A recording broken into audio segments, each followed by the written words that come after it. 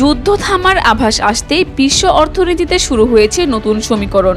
যুক্তরাষ্ট্র ও ইরানের মধ্যে ঐতিহাসিক শান্তি চুক্তির খবরে বিশ্ববাজারে আবারও হু হু করে বাড়ছে নিরাপদ বিনিয়োগ হিসেবে পরিচিত স্বর্ণের দাম। সোমবার মাত্র একদিনেই স্পট গোল্ডের দাম আউন্স প্রতি 2.5% বেশি বেড়ে চলতি মাসের শুরুর দিকের সর্বোচ্চ পর্যায়ে পৌঁছেছে।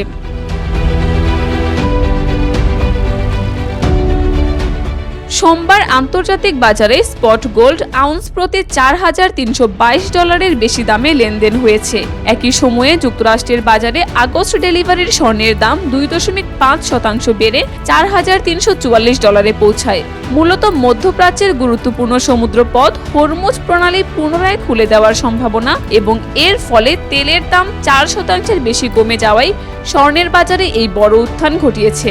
তেলের দাম কমায় বৈশ্বিক মূল্যস্ফীতি ও সুদের হার বৃদ্ধির চাপ কমবে বলে আশা করছেন সংশ্লিষ্টরা।